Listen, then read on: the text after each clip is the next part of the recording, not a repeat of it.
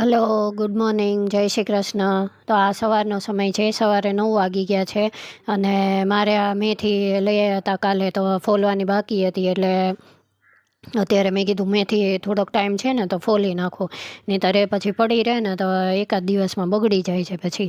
એટલે અત્યારે હું ફટાફટ મેથી ફોલી નાખું એટલે શાક કે થેપલા કે જે કરવું હોય ને એ પછી થઈ જાય.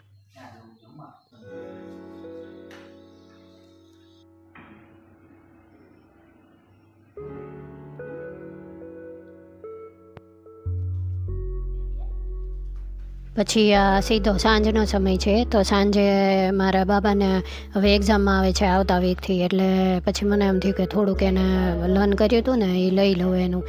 એટલે પછી એને ભણાવવા બેઠી હતી થોડીક વાર.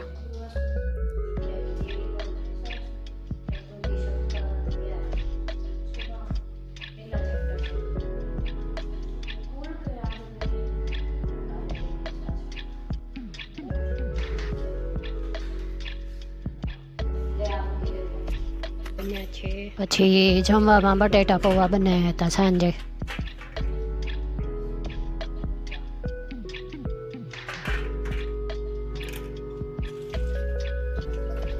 The next day.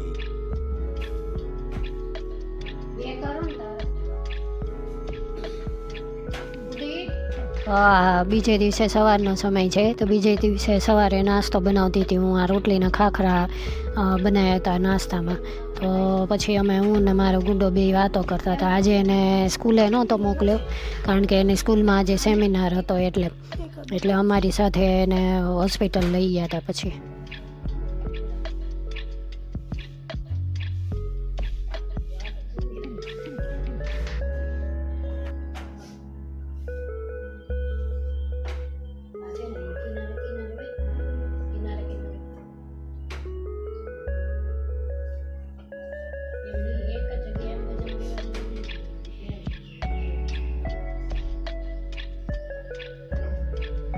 એણે મને ખાખરા બનાવવામાં પણ હેલ્પ કરી હતી.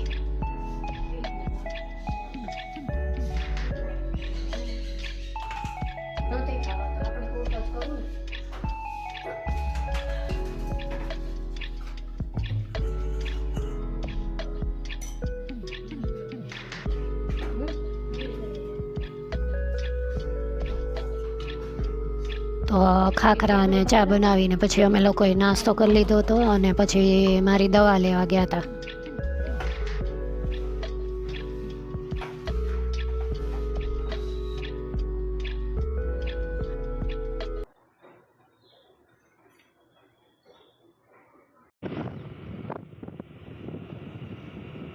તો આ ગાંધીનગરના કોલાવડામાં આવેલી બહુ મોટી આયુર્વેદિક હોસ્પિટલ છે.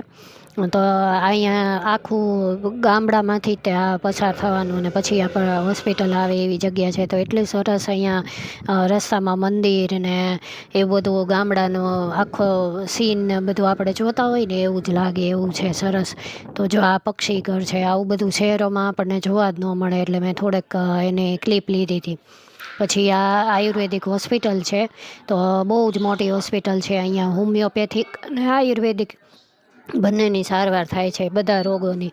અને અહીંયા દાખલ થવાની પણ સુવિધા છે. પણ અહીંયા બહુ વિડીયો લેવા નહોતો દીધો એટલે મેં નાની નાની ગ્લિમ્સ થોડીક નાખી છે. તો અહીંયા દવા બધી ફ્રી આપે છે અને જે ત્યાંથી લખી દે ને બહારથી લેવાની હોય ને જે દવાઓ, એ જ આપણે ખરીદવી પડે છે. બાકી બધી દવા અહીંયા ફ્રીમાં આપે છે અને એકદમ નીટ એન્ડ ક્લીન હોસ્પિટલ છે.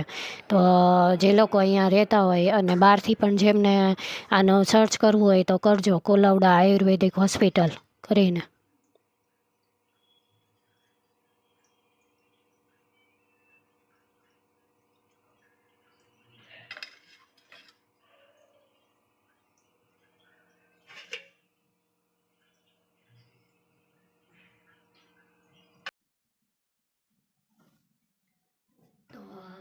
પછી અમે આયુર્વેદિક હોસ્પિટલમાં ગયા હતા અને હોસ્પિટલથી આવી અને પછી મારે થેપલા કરવાના બાકી હતા. લોટ બાંધીને એવી રીતે ગઈ હતી. તો પછી આવીને ગરમ ગરમ થેપલા કર્યા અને અમે જમી લીધું હતું.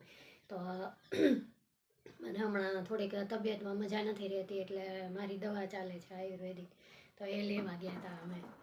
તો પછી આ થેપલા ને એ બધું પતાવી અને પછી ટાઈમ ન રહ્યો એટલે પછી બ્લોગ પૂરો નહોતો કર્યો. તો બ્લોગ આજે પૂરો કરું છું. તો તમને મારો આ બ્લોગ કેવો લાગ્યો મને જરૂરથી કહેજો, અને જો પસંદ આવ્યો હોય તો એક લાઇક આપી દેજો અને મારી ચેનલને સબસ્ક્રાઈબ કરજો.